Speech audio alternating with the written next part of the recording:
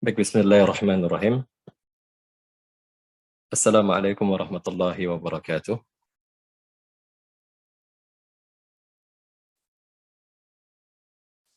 Alhamdulillahi rabbil alamin, wassalatu wassalamu ala sayyidil mursalin, nabiyyina Muhammadin wa ala alihi wa ashabihi ajma'in, amma ba'd.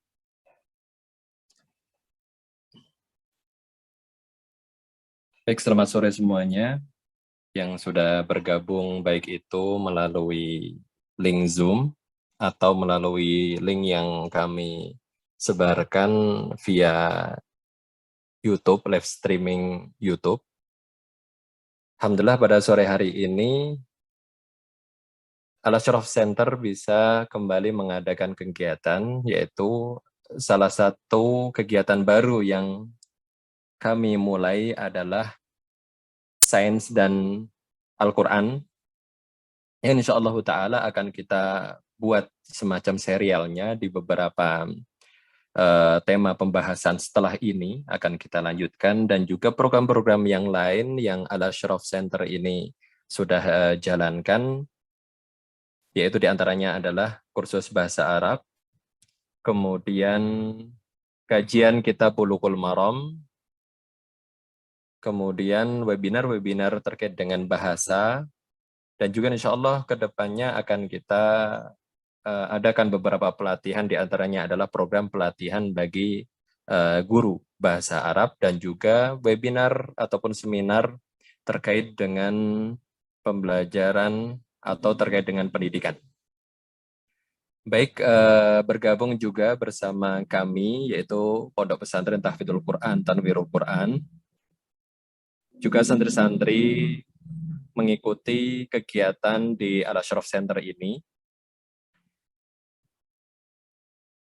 Baik, sambil menunggu pemateri yang kedua, kita akan mulai terlebih dahulu pembahasan yang pertama terkait dengan peradaban dan teknologi abad pertama dalam pandangan atau yang tercantum di dalam Al-Quran.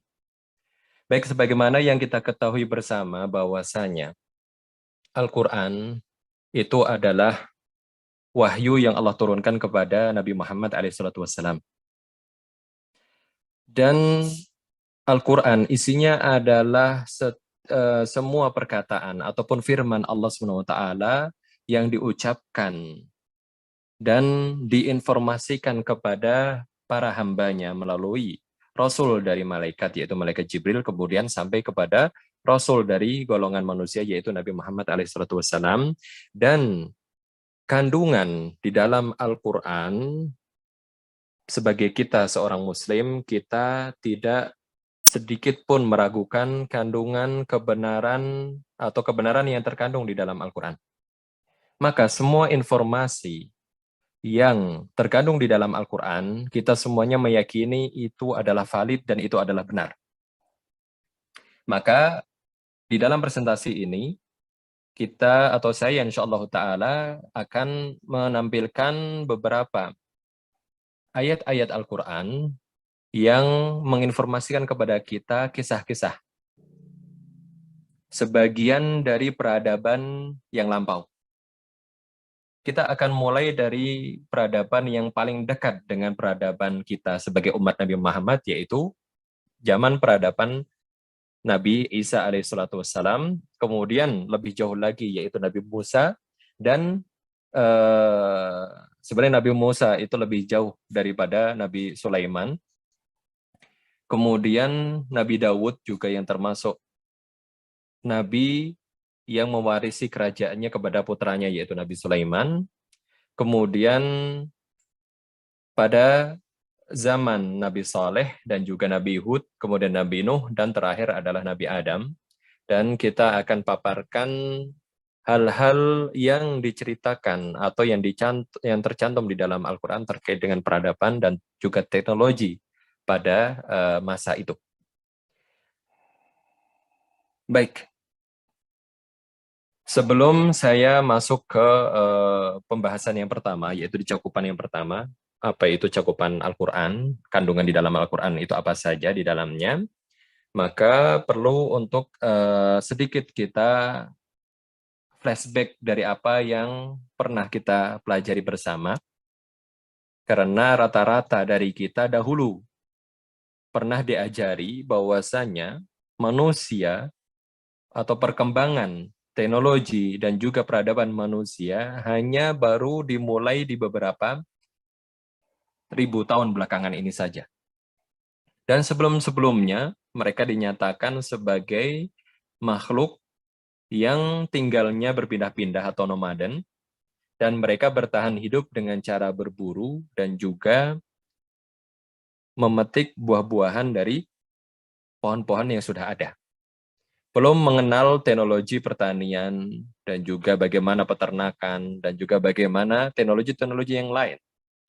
Maka itu yang sering atau yang mungkin sudah kita dapatkan pada sekolah kita di zaman dahulu kala, maka di sini kita akan merubah cara berpandangnya seperti itu. Baik, mungkin untuk cakupan yang pertama atau pertemuan ini, karena insya Allah Ta'ala Sains dan Al-Quran ini akan kita buat semacam serial, jadi di sini tidak semua kita tampilkan peradaban setiap nabi, karena itu pasti akan sangat panjang, karena nanti di pembahasan yang kedua ini masih ada satu pembicara lagi, dan beliau khusus atau beliau keahliannya adalah di bidang sains, yaitu di fisika. Baik, di sini saya akan tampilkan di beberapa peradaban di sebagian para nabi yang tercantum di dalam Al-Quran. Baik, pada slide yang pertama, di sini saya cantumkan terkait dengan cakupan Al-Quran. Jadi perlu untuk kita ketahui bersama bahwasanya Al-Quran itu memiliki 3 tema besar di dalamnya, yaitu tema yang pertama berbicara tentang ketuhanan atau ketauhidan, dan tema yang kedua adalah berbicara tentang undang-undang atau aturan-aturan syariat, dan tema yang ketiga itu berbicara terkait dengan kisah-kisah. Entah itu kisah-kisah yang terjadi pada zaman Rasulullah, yaitu yang zamannya dekat, atau kisah-kisah yang sudah terjadi puluhan ribu tahun sebelumnya. Maka itu adalah cakupan atau 3 cakupan besar yang terkandung di dalam Al-Quran. Dan jikalau kita bandingkan antara 3 tema atau 3 cakupan ini, maka kita akan menemukan di dalam Al-Quran kandungan ayat-ayat Al-Quran yang berbicara tentang kisah-kisah umat terdahulu jauh lebih banyak jikalau dibandingkan dengan aturan syariat atau informasi terkait dengan ketuhanan atau ketauhidan. Maka ini yang menjadikan Al-Quran adalah kitab yang benar-benar paling manusiawi. Karena manusia lebih condong dan lebih suka untuk mendengarkan cerita-cerita dan kisah-kisah ketimbang mereka membahas terkait dengan aturan-aturan ataupun keyakinan-keyakinan, yang mana keyakinan pastilah tidak bisa digambarkan secara real dan nyata di pikiran seseorang. Maka ini adalah cakupan dari kitab suci kita, dan di sini atau dalam Al-Ashraf Center ini kita berusaha mengkaji, memperdalam, dan menjadikan Al-Quran sebagaimana mestinya, yaitu sebagai petunjuk jalan di kehidupan kita di dunia ini. Baik, kita masuk di peradaban yang pertama. Di peradaban yang pertama, di sini kita akan membahas terkait dengan peradaban pada zaman Nabi Isa alaihissalatu wassalam, yaitu Rasul sebelum datangnya Nabi Muhammad alaihissalatu wassalam. Beliau berasal dari ras ataupun keturunan Bani Israel. Israel itu adalah nama Nabi tercinta kita, yaitu Nabi Yakub. Kemudian beliau menuruni anak yang kemudian turunan dari mereka semuanya disebut dengan Bani Israel, dan Nabi Isa termasuk salah satu Nabi dan Rasul dari golongan Bani Israel. Baik, mukjizat yang mungkin sudah kita ketahui bersama terkait dengan mukjizatnya Nabi Isa pada zaman itu adalah bahwasanya Nabi Isa itu bisa menghidupkan orang mati. di samping bisa mengobati penyakit-penyakit yang ada. Karena pada zaman Nabi Isa itu adalah zaman di mana ilmu kedokteran sangat maju. Maka setiap mukjizat pastilah terjadi karena menyesuaikan dengan kondisi lingkungan yang ada pada waktu itu. Ketika Nabi Muhammad SAW diutus di zaman atau di lingkungan di mana mereka orang-orang yang sangat tinggi bahasanya, para penyair, dan mereka semuanya sangat tinggi pengetahuan terkait dengan bahasa. Maka mukjizat terbesar yang diturunkan kepada Nabi Muhammad adalah Al-Quran, yang mana di situ kandungannya jauh melebihi syair-syair yang ada yang dibuat oleh manusia. Maka zaman Nabi Isa diturunkan mukjizat yang melebihi daripada kemampuan masyarakat pada waktu itu. Maka hal yang pertama, karena ini semuanya berkaitan dengan kedokteran. Hal-hal atau hal yang pertama yang bisa mematahkan ilmu pengetahuan kedokteran pada zaman itu, yaitu lahirnya seorang bayi tanpa memiliki ayah. Dalam arti, tidak ada kegiatan reproduksi di situ yang terjadi antara suami dan istri yang kemudian menghasilkan seorang anak. Tapi di zaman itu, mukjizat yang pertama adalah ketika Allah SWT menciptakan Nabi Isa seperti Nabi Adam. Yaitu dalam surat Al-Imran, ayat 58, Inna masala Isa indallahi kamasali Adam. Khalaqahu min turab, summa qala lahu kun fayakun. Yaitu penciptaan Isa langsung di-handle oleh Allah SWT. Kemudian proses kelahirannya di dunia memang berbeda dengan Nabi Adam. Yang sama dengan Nabi Adam adalah proses penciptaan awalnya, yaitu sama-sama diciptakan dari tanah. Adapun manusia selain daripada kedua orang tersebut, kedua nabi tersebut diciptakan melalui proses reproduksi yang itu semuanya bersumber dari saripati tanah. Baik, ini adalah mukjizat yang pertama, yaitu lahirnya atau munculnya Nabi Isa tanpa adanya seorang ayah, walaupun memang prosesnya dari seorang ibu. Dilahirkan dari seorang ibu. Baik. Kemudian mukjizat yang kedua yang terjadi pada zaman Nabi Isa, itu adalah Nabi Isa bisa berbicara ketika beliau masih sebagai seorang bayi. Wa yukallimun nasa fil mahdi wa kahla wa minas salihin. Yang mana Nabi Isa itu bisa mengajak bicara ketika beliau sedang dalam buaian, masih digendong. Berarti belum bisa jalan, tapi sudah bisa berbicara dengan manusia. Dalam artian, akal beliau sudah sempurna pada usia yang masih sangat belia. Wakahlan, yaitu ketika beliau juga dewasa. Maka beliau juga bisa mengajak bicara manusia. Maka beliau termasuk dari golongan-golongan orang yang saleh. Maka ini adalah mukjizat yang kedua, yaitu yang mematahkan ilmu kedokteran yang sudah maju di zaman itu, yaitu seorang bayi bisa berbicara sejak kecil. Tidak ada ilmu kedokteran bahkan sampai sekarang yang bisa menjadikan seorang bayi bisa berbicara dan juga akalnya menjadi sempurna dalam usia yang masih di dalam buaian, masih digendong. Dan yang ketiga, ini adalah puncak dari mukjizat beliau yang mana kedokteran bisa dibilang bisa menyembuhkan atau sebagai solusi untuk menyembuhkan berbagai macam penyakit. Maka salah satu penyakit yang terjadi di manusia yaitu penyakit meninggal. Pada zaman itu tidak ada obatnya, bahkan sampai sekarang tidak ada orang atau teknologi secanggih apapun bisa menemukan obat untuk menghidupkan orang yang telah meninggal. Maka ini mukjizat yang berikutnya, di mana sebagai tanda bahwasanya Nabi Isa itu bukan manusia biasa. Dia adalah manusia yang diutus oleh Allah SWT untuk menyampaikan kebenaran risalah dari Allah SWT. Baik. Ketika Allah berfirman dalam surat Al-Imran ayat 49, anni akhluqu lakum minat tin kahay'ati at-tayri fa'anfukhu fihi fayakunu tayran biidznillah wa ubri'ul akmaha wal abrasa wa uhyil mauta biidznillah.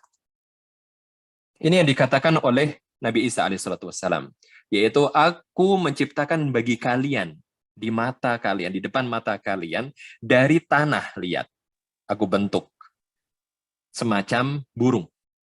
Walaupun bentuknya tidak sempurna, tapi bentuknya seperti burung. Kahai atit tair.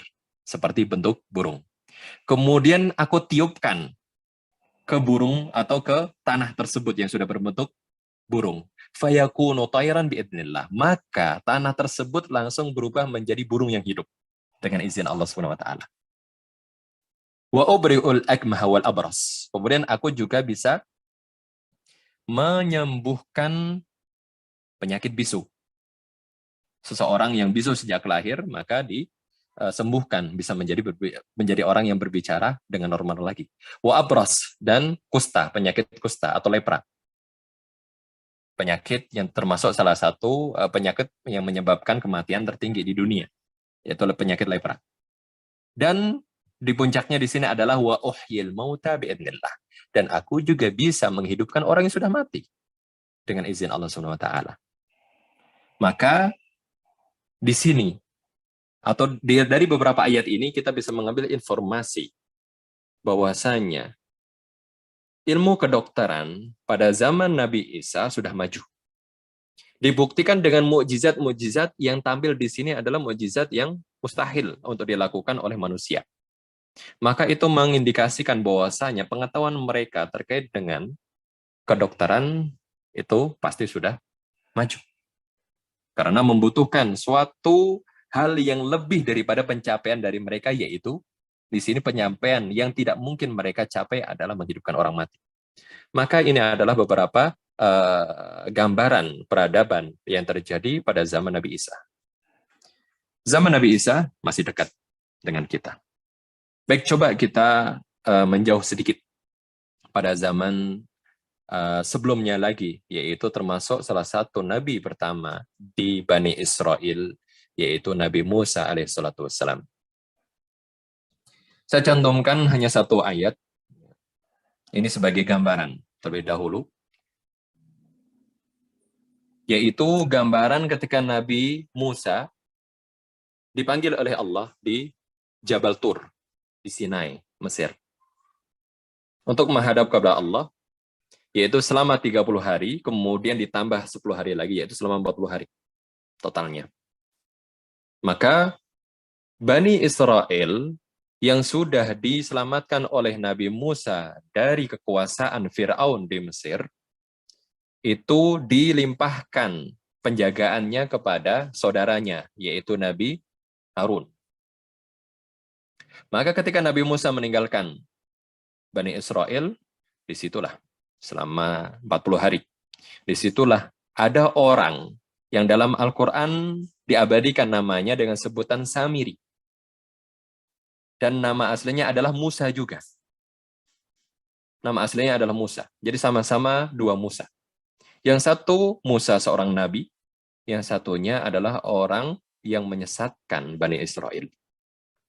Maka apa yang dilakukan oleh Musa ini, Musa yang menyesatkan, yaitu فَأَخْرَجَ لَهُمْ عِجْلًا جَسَدًا لَهُ خُوَارٌ فَقَالُوا هَذَا إِلَهُكُمْ وَإِلَهُ مُوسَى فَنَسِي. Maka dia pun bisa menciptakan ijlan. Ijl itu anak sapi. Jasadan yang memiliki jasad, memiliki badan. Walaupun para ahli tafsir juga berbeda pendapat terkait dengan jasad, dan di sini maksudnya adalah apakah hanya bentuknya saja, atau sebagian dari mereka mengatakan bahkan anak sapi ini, yang patung, awalnya patung anak sapi ini, kemudian menjadi hidup dengan berwarna emas. Anak sapi yang warnanya emas dan dia hidup sebagaimana sapi yang lain. Lahu khuar, yang bisa mengeluarkan suara. Khuar itu adalah suara sapi. Maka ini juga indikasi bahwasannya ada kemungkinan, ada dua kemungkinan, yaitu ketika patung sapi ini kemudian menjadi hidup. Sebagaimana yang dinyatakan oleh sebagian ahli tafsir. Dan sebagian lagi menyatakan bahwasanya sapi ini tidak hidup, tapi bisa mengeluarkan suara seperti sapi asli. Karena teknik yang dipakai dalam pembuatannya itu adalah teknik yang istilahnya sempurna dalam penciptaan fungsi-fungsi dari sebuah patung. Dan itu yang melakukan adalah Samiri. Kemudian ketika Bani Israel menyaksikan patung sapi emas yang bisa mengeluarkan suara seperti sapi asli, kemudian mereka pun mengatakan, hada ilahukum, wahai orang-orang, inilah Tuhan kalian. Dan Tuhannya Musa. Fanasi. Kata fanasia itu artinya adalah lupa. Maka para ulama di sini berbeda pendapat terkait dengan siapa yang lupa sebenarnya. Maka sebagian mengatakan bahwasanya ini pernyataan dari Bani Israel yang menyatakan bahwasanya Nabi Musa alaihissalatu wassalam, beliau lupa menyampaikan kepada Bani Israel bahwasanya Tuhan mereka sebenarnya adalah ini, sapi. Itu adalah tafsir yang pertama.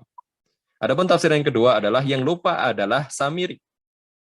Karena sebelumnya Samiri mengikuti Nabi Musa. Kemudian menjadi lupa karena dia mengikuti hawa nafsunya.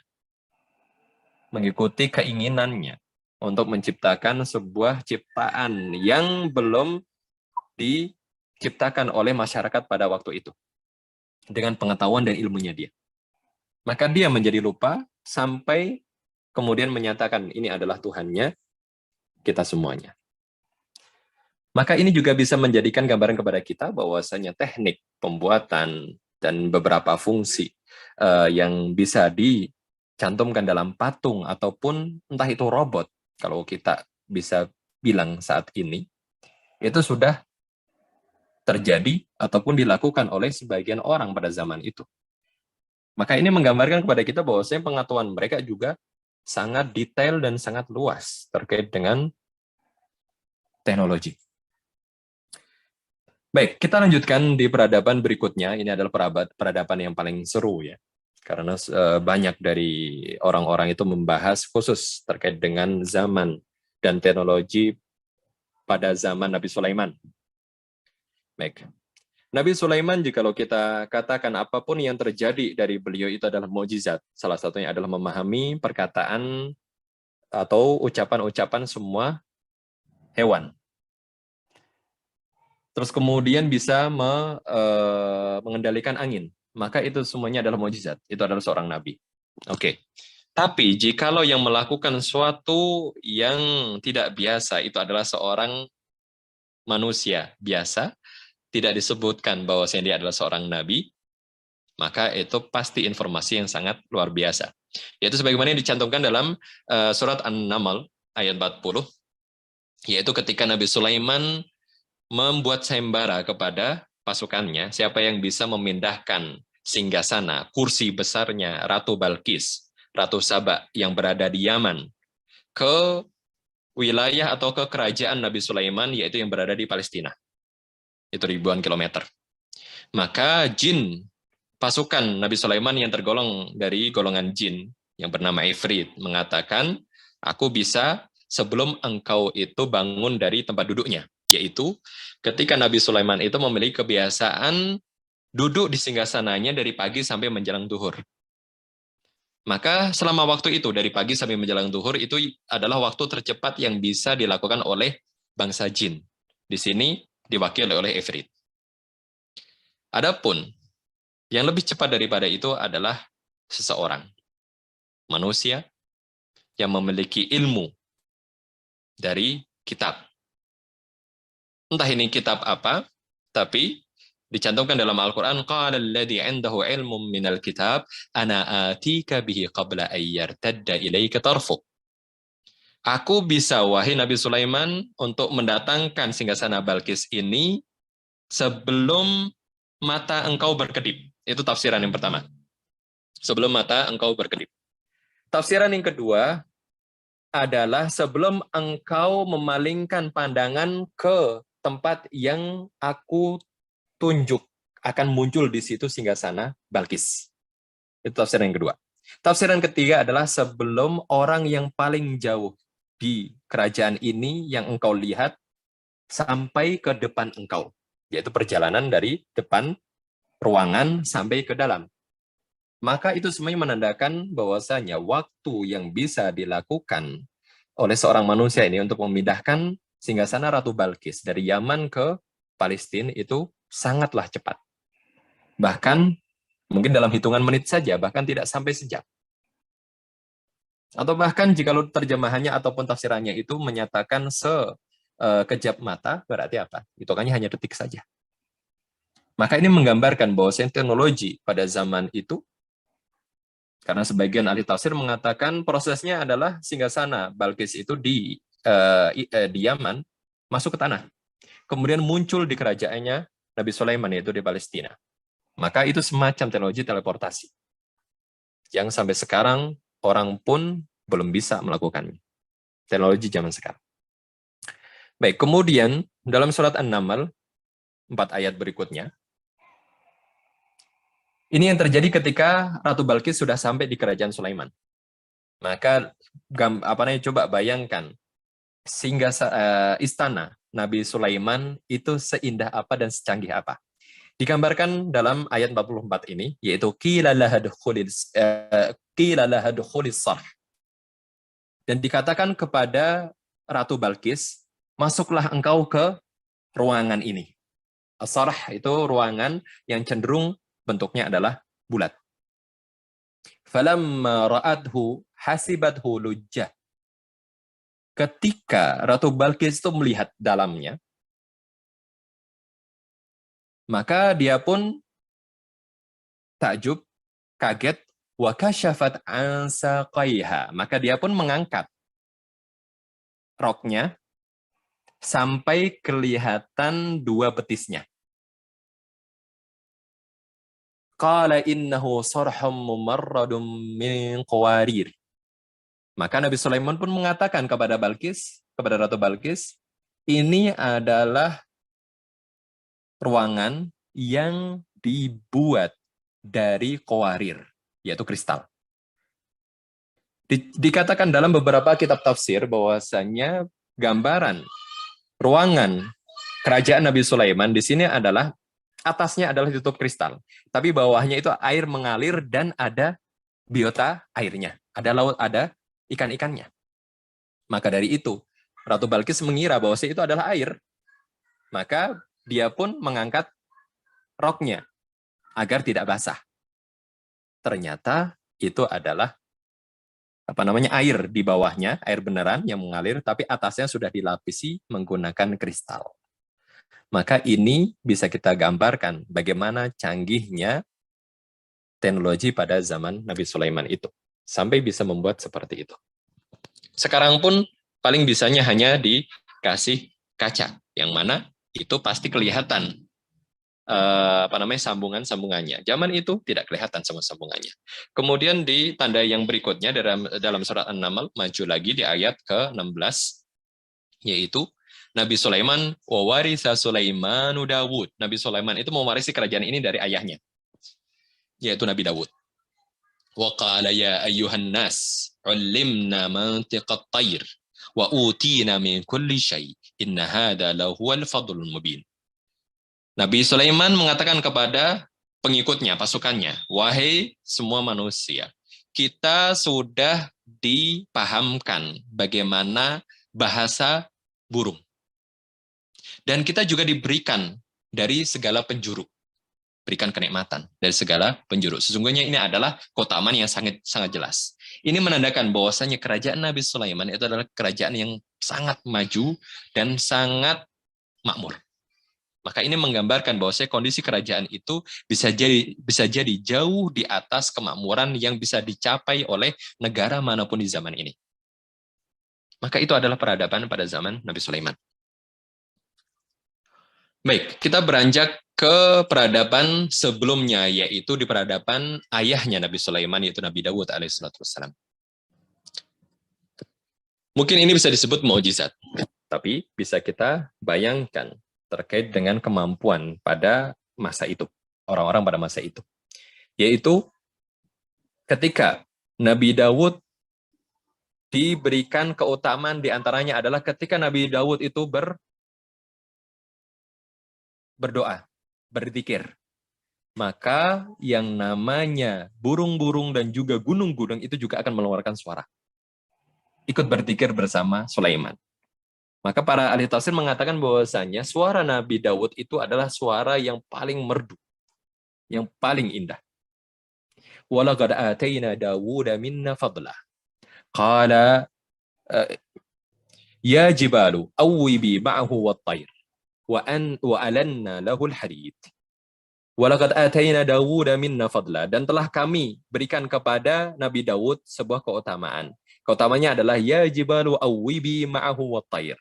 Wahai gunung-gunung, berzikirlah bersama Daud dan juga semua burung-burung. Maka ini mengindikasikan bahwasanya suara Nabi Daud itu adalah suara yang paling merdu. Sampai ketika Nabi Daud bersuara, berzikir, burung-burung pun langsung ikut bersuara juga. Dan gunung-gunung juga mengeluarkan suara. Wallahu ta'ala alam bagaimana suara itu keluar. Kemudian, poin yang berikutnya adalah wa alanna lahul hadid. Dan kami jadikan bagi Nabi Daud besi itu sangat mudah untuk dibentuk. Kemudian, setelah besi itu dijadikan mudah untuk dibentuk oleh Nabi Daud, maka perintahnya apa? Ani'mal sabiqat wa qaddir fis-sard. Wa'malu salihah inni bima ta'maluna basir. Kemudian Allah SWT memberikan arahan, memberikan perintah kepada Nabi Daud, wahai Nabi Daud, ciptakanlah dengan besi-besi ini sabiqat, yaitu baju-baju perang. Baju-baju perang. Wa qaddir fis-sard. Kemudian perkirakanlah paku-pakunya, bentuk-bentuknya, agar semuanya tidak terlepas. Wa'malu salihan, kemudian berbuatlah amal soleh. Sesungguhnya aku dengan apa-apa yang engkau lakukan itu melihat dan menyaksikan. Itu adalah firman Allah Subhanahu wa taala. Maka ini menunjukkan bahwasanya metode penciptaan baju zirah, baju besi, dan pelindung-pelindung yang lain, dan semuanya yang terbuat dari besi itu bermula dari zamannya Nabi Daud. Dalam artian bahwasanya zaman itu pengetahuan atau teknologi terkait pemanfaatan besi sebagai salah satu alat ataupun salah satu barang yang bisa digunakan oleh manusia untuk membantu kehidupan mereka itu sudah mulai maju. Dan ini mengindikasikan bahwasanya zaman itu memiliki teknologi tersendiri terkait dengan pembentukan barang-barang yang terbuat dari bahan bakunya adalah besi.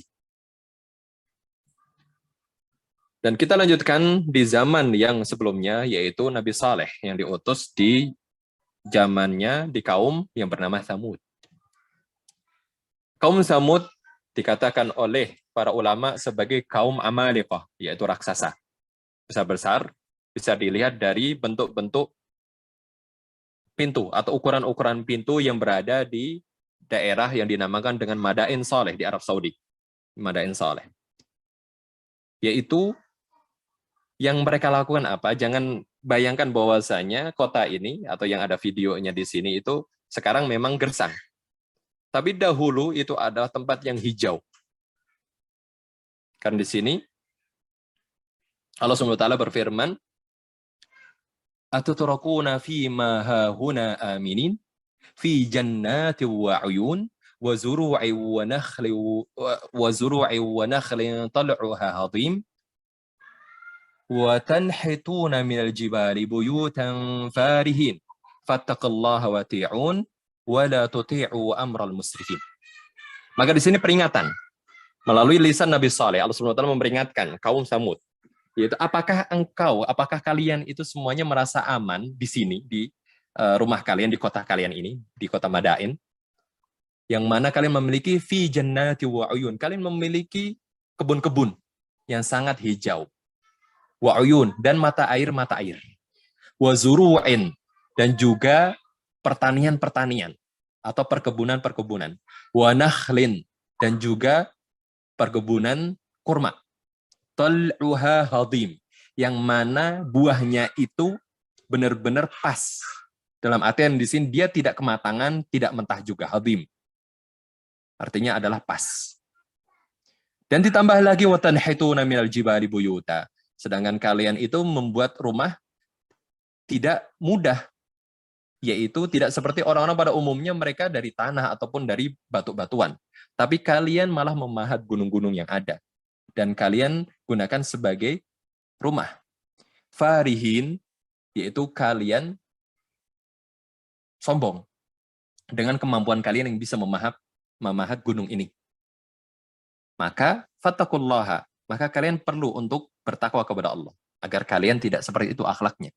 Wa ati'un, dan taatlah kepadaku, yaitu Nabi Saleh. Wala tuti'u amral musrifin, dan janganlah sekali-kali kalian mentaati orang-orang yang melampaui batas. Maka di sini kita bisa gambarkan bahwasanya kemampuan kaumnya Nabi Saleh itu ribuan tahun sebelum kita, bahkan mungkin puluhan ribu tahun sebelum kita, bisa menciptakan teknologi di pembangunan dan juga di perkebunan, bahkan juga di pertanian, itu dengan teknologi-teknologi yang sangat maju. Karena mereka merasa sudah aman dan merasa cukup dengan apa yang mereka dapatkan dari hasil kegiatan mereka. Dan itu menandakan bahwa mereka memiliki kemampuan yang luar biasa. Dan teknologi juga yang luar biasa. Maka ini yang bisa kita gambarkan. Kemudian sebelum kita lanjut di kaum yang sebelum kaum Samud, yaitu kaum Ad yang diutus di dalamnya Nabi Hud, maka sedikit kita break sejenak sebagai gambaran bahwasanya orang sekarang yang usianya puluhan tahun saja sudah bisa menemukan berbagai macam temuan, laptop, internet, kemudian seluler, dan lain sebagainya. Bagaimana di lingkungan atau orang-orang yang mereka itu memiliki usia ratusan sampai ribuan tahun, kira-kira apa saja yang bisa mereka temukan? Itu yang perlu untuk kita pikirkan bersama. Untuk menggambarkan bagaimana pencapaian teknologi pada zaman-zaman sebelum kita, yang mana rata-rata kaum sebelum kita usianya ratusan tahun bahkan sampai ribuan tahun. Baik, kita lanjutkan di peradaban ketiga sebelum terakhir, yaitu peradaban zamannya Nabi Hud. Nabi Hud diutus kepada kaum yang dinamakan kaum Ad. Kaum Ad, para ulama berbeda pendapat terkait dengan kaum Ad itu apakah cuma satu atau ada dua. Tapi yang pendapat saya kuatkan bahwasanya kaum Ad itu ada dua. Kaum Ad setelah banjir Nuh dan kaum Ad sebelum banjir Nuh. Dalam artian kaum Ad juga termasuk kaumnya Nabi Nuh. Maka yang namanya kaum Ad di sini, yang mana Nabi Hud hidup pada zaman itu, mereka juga disebut sebagai ras yang raksasa. Yang insya Allah Ta'ala akan kita sangkutkan pembahasan di serial yang kedua insya Allah Ta'ala dengan tema terkait dengan teknologi yang digunakan orang pada zaman itu untuk membangun piramid. Dan kegunaan apa sebenarnya piramid itu? Apakah hanya untuk kuburan para raja saja atau ada fungsi teknologi yang lain? Maka perlu untuk kita bahas dan akan kita ungkap insya Allah Ta'ala di serial yang berikutnya. Tapi perlu untuk kita sangkutkan juga teknologi semua itu dengan kaumnya Nabi Hud, yaitu kaum Ad. Kaum Ad, mereka memiliki kemampuan yang juga sangat luar biasa, yaitu diantaranya yang disebutkan dalam surat Syu'ara ayat 128. Di situ dikatakan atabnuna bi kulli ri'in ayatan ta'bathu. Apakah kalian, ini adalah perkataan Allah Subhanahu wa taala melalui lisan Nabi Hud. Nabi Hud berkata kepada para kaumnya, apakah kalian membangun di setiap puncak bukit, tempat-tempat yang tinggi, sebuah bangunan, istana, atau monumen-monumen hanya untuk kalian iseng saja? Ta'basun, hanya iseng. Orang gabut, nggak ada kerjaan, maka dia akan cari kerjaan. Maka dia akan bikin-bikin sesuatu yang sebenarnya nggak dibutuhkan. Maka itu makna dari ta'basun. Ini menandakan bahwasanya kaum Ad pada waktu itu mereka sudah tercukupi kebutuhannya. Mereka semuanya sudah memiliki. Semua hal sudah mereka miliki. Jadi karena mereka punya waktu, mereka punya ilmu, punya tenaga, akhirnya mereka membangun sesuatu yang aslinya nggak ada gunanya sama sekali. Cuman hanya ingin bangun saja, ingin pamer. Itu di ayat 128. Dilanjutkan, wa tattakhiduna masani'a la'allakum takhludun. Dan kalian membangun masane'. Masane' dalam bahasa Arab itu jamak, mufradnya adalah masna, yang berarti tempat produksi, tempat membuat sesuatu, atau kalau kita sekarang sebutnya pabrik. Walaupun banyak dari kalangan ahli tafsir menafsirkan masane' ini adalah benteng-benteng. Tapi saya akan lebih condong kepada makna dalam bahasa Arabnya. Ketika Allah menggunakan masane', kata masane' bukan dengan husun, yaitu benteng-benteng. Karena yang mereka bangun juga sebagiannya memiliki fungsi yang lain. Di sini disinggung oleh Allah, la'allakum takhludun, yaitu seakan-akan kalian itu merasa akan kekal di kehidupan dunia ini. Maka ini sebagai salah satu indikasi bahwasannya ada beberapa teknik yang dikembangkan kaum Ad untuk mengatasi penuaan dini, sehingga mereka bisa memiliki usia ratusan bahkan sampai ribuan tahun. Insya Allah akan kita ungkap di serial yang berikutnya. Baik. Kemudian di ayat yang 130, wa idza batashtum jabbarin. Dan jikalau kalian itu keluar untuk menguasai suatu daerah, maka kalian pun tidak akan mendapatkan tandingan. Dalam artian mereka sangat kuat. Tidak ada pasukan di muka bumi ini yang bisa menandingi mereka. Dan ayat 133 sampai 134 di situ dikatakan bahwasanya salah satu kenikmatan Allah SWT yang diberikan kepada mereka, amaddakum bi an'amin wa banin, yang mana Allah SWT itu adalah zat yang melonggarkan, memberikan kepada kalian itu an'am, binatang-binatang ternak, wa banin, dan juga keturunan-keturunan, wa jannati wa uyun, dan memberikan kepada kalian taman-taman dan kebun-kebun, wa uyun, dan mata air. Maka ini menandakan bahwasannya wilayah pada waktu itu, dan jikalau memang benar yang dikatakan oleh sebagian ilmuwan bahwasanya Mesir itu adalah kota Iram, yang hidup di situ kaum Ad, maka itu dahulunya adalah kota yang sangat hijau dan banyak sekali mata air. Baik, kita lanjutkan di sebelum terakhir, yaitu peradaban Nabi Nuh.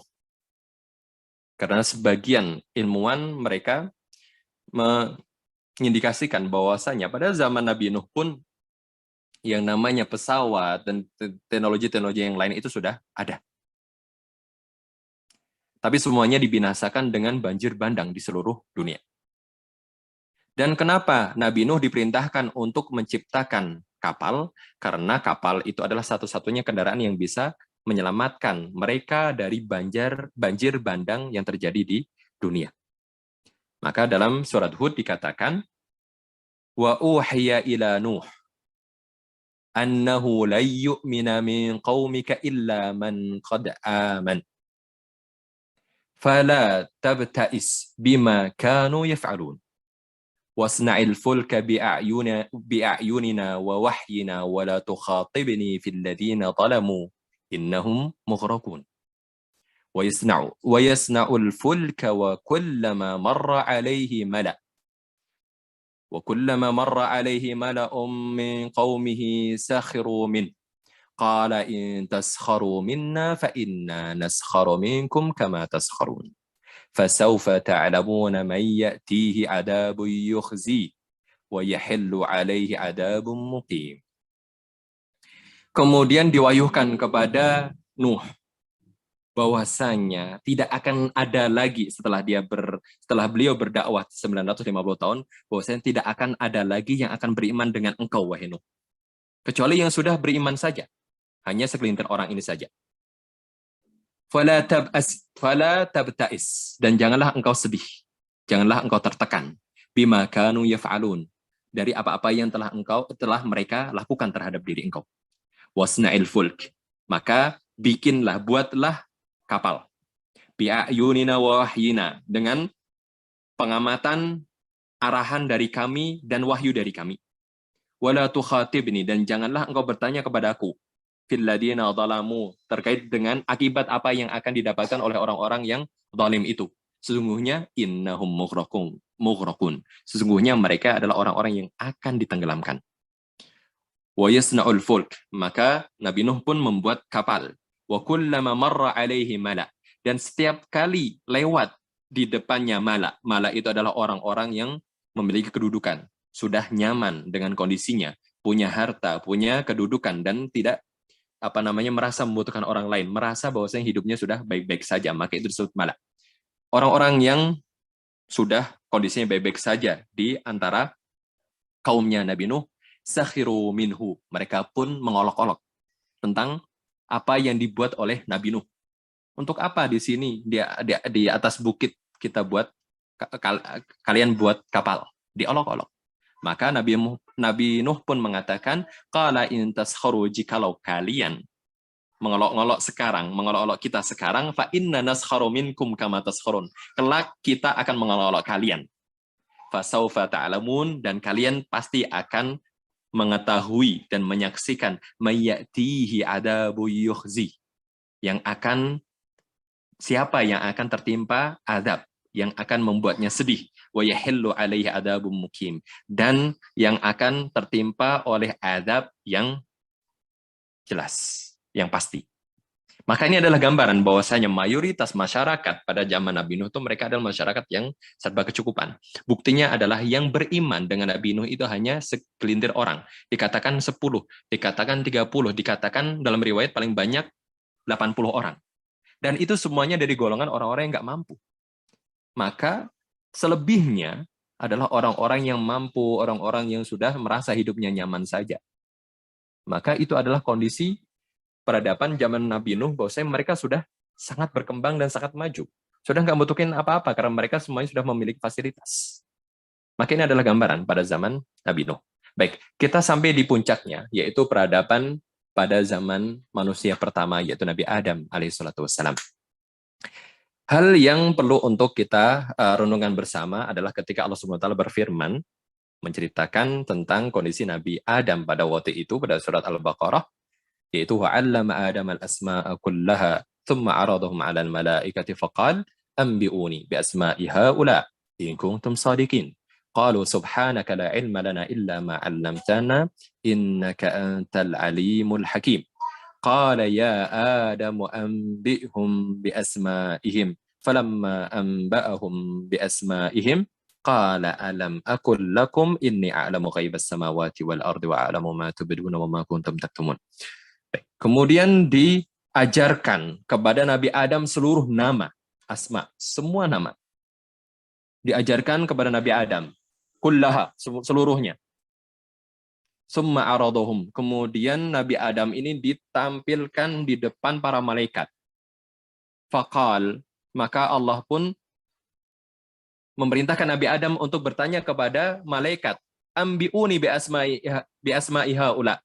Coba kalian para malaikat kabari aku, kasih tahu aku nama-nama itu, benda-benda ini, apa saja namanya. In kuntum shadiqin, jikalau kalian pertama kali mengingkari penciptaan manusia, itu pengingkaran kalian berdasarkan alasan yang tepat. Qalu subhanak. Maka para malaikat pun mengatakan, wahai suci engkau, wahai Allah Subhanahu wa taala, la ilma lana. Kita tidak memiliki ilmu illa ma'alamtana, kecuali yang telah engkau ajarkan kepada kami, innaka antal alimul hakim. Qala ya Adamu anbi'hum bi asma'ihim. Kemudian Allah SWT memerintahkan Adam untuk mengajari seluruh malaikat tentang nama-nama yang sudah diajarkan kepada Nabi Adam alaihissalam. Dan di sini kita bisa gambarkan bahwasanya Nabi Adam itu adalah orang manusia yang memiliki, bukan manusia, bahkan makhluk, seluruh makhluk yang paling mengetahui seluruh yang ada di alam semesta ini. Tidak ada makhluk yang lebih pintar, lebih mengetahui daripada Nabi Adam. Berarti apa? Nabi Adam mengetahui segala hal yang dibutuhkan untuk menjalankan kehidupan di alam semesta ini.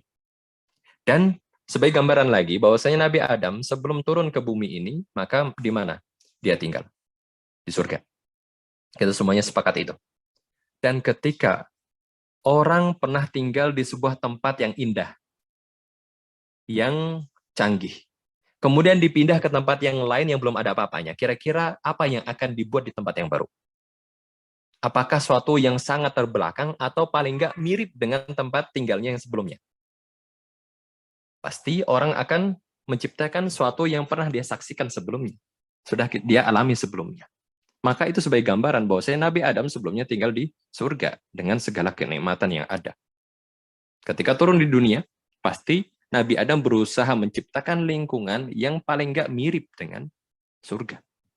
Dengan teknologi dan juga fasilitas yang ada pada waktu itu. Ditambah lagi, Nabi Adam adalah orang yang paling tahu terkait dengan hal-hal di alam semesta ini.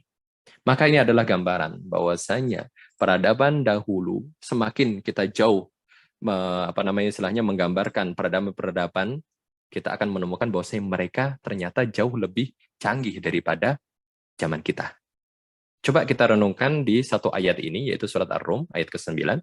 Ketika Allah berfirman, awalam yasiru fil ardi fayanzuru kaifa kana aqibatul ladina min qablihim kanu ashadda minhum quwwatan wa atharul arda wa amaruha aktsara mimma amaruha wa ja'atuhum rusuluhum bil bayyinat fama kana Allahu liyadhlimahum walakin kanu anfusahum yadhlimun. Coba kita bayangkan atau kita renungkan ayat ini, yaitu apakah mereka, orang-orang itu, tidak pernah berkeliling di dunia ini, maka mereka pun akan menyaksikan bagaimana akibat orang-orang sebelum mereka. Kanu asyadda minhum quwwah, yang mana mereka itu adalah orang-orang yang memiliki kekuatan yang lebih daripada orang-orang sekarang. Wa atharul arda, dan mereka menguasai dunia. Menguasai dunia ini. Wa amaruha, dan mereka membangunnya. Membangun dunia ini aksara mimma amaruha, lebih canggih, lebih baik dan lebih banyak daripada orang-orang yang sekarang bangun. Waja'atuhum rusuluhum bil bayyinat, kemudian datang kepada mereka utusan Allah Subhanahu wa taala dengan penjelasan. Fama kana Allahu liyadhlimahum, maka jangan kira bahwasanya Allah Subhanahu wa taala yang mendolimi mereka, walakin kanu anfusahum yadhlimun, dan yang sesungguhnya berbuat zalim itu adalah diri mereka sendiri karena mereka mengingkari risalah dari setiap nabi mereka. Ini adalah bukti bahwasanya Allah SWT menyatakan orang-orang terdahulu itu menguasai dunia dan membangun dunia atau fasilitas di dunia ini lebih daripada orang-orang sekarang. Wa amaruha aktsara mimma amaruha. Baik, ini adalah pamungkas dari penyampaian yang bisa kita bahas terkait dengan sains dan Al-Quran pada pertemuan hari ini.